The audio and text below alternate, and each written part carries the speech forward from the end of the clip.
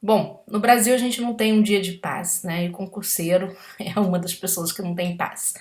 Pessoal, vejam só, agora no momento, né? Eu vou corrigir uma questão que eu falei no vídeo anterior, porque eu achei que essa votação da prova de vocês estivesse numa das turmas do Supremo. Não, não está numa das turmas. E eu me lembrei de um detalhe. No momento em que eu falo agora, já está em 5-1 para a manutenção da prova. É uma questão curiosa, tá certo? Na verdade, essa votação está no plenário, então são os 11 ministros.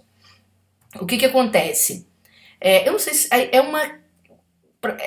Minimamente curioso. Se. Geralmente os ministros são pró-medidas contra a Covid, então a tendência haveria ali, de boa parte deles, né, de não deixar acontecer a prova, haveria essa tendência.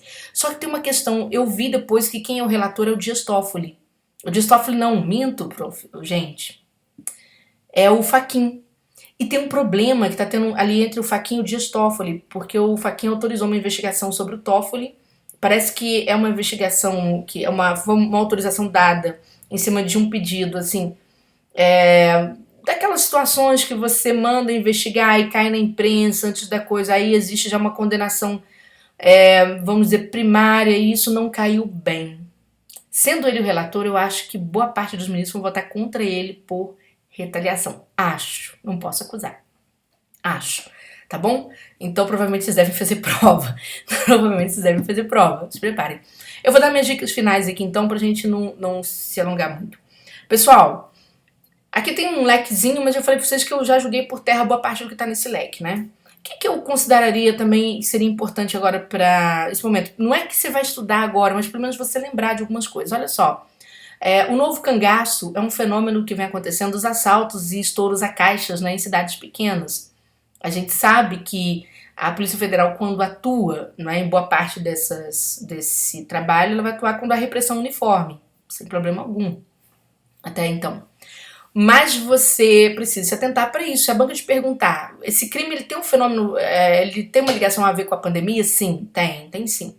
Porque eu falei com vocês, o tráfico de drogas está tentando compensar perdas que são geradas por medidas, né, que você já sabe de contenção da Covid, medidas que limitam o trânsito das pessoas.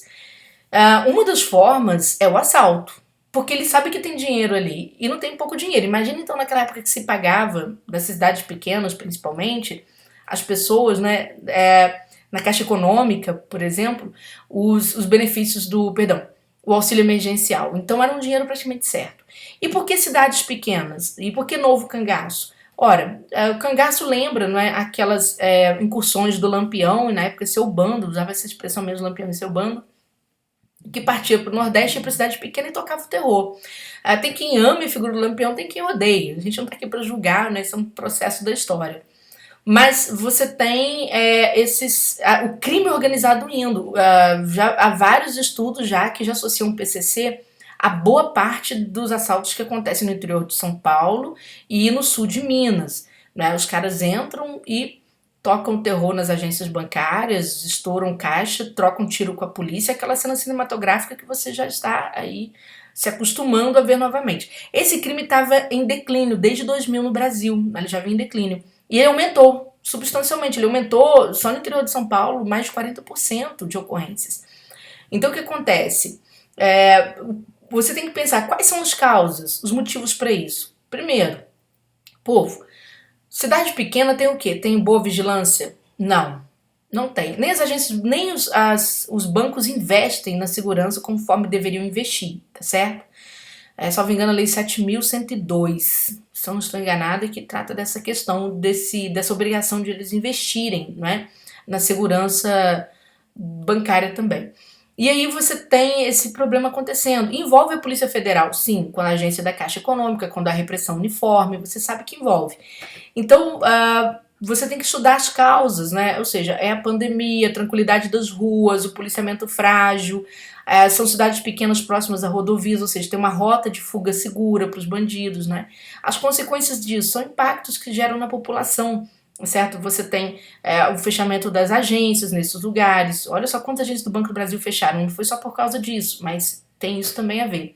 Então tem muita coisa importante. O temor da população, a morte de policiais, tá certo? Morte de inocentes na troca de tiros. Então, são consequências.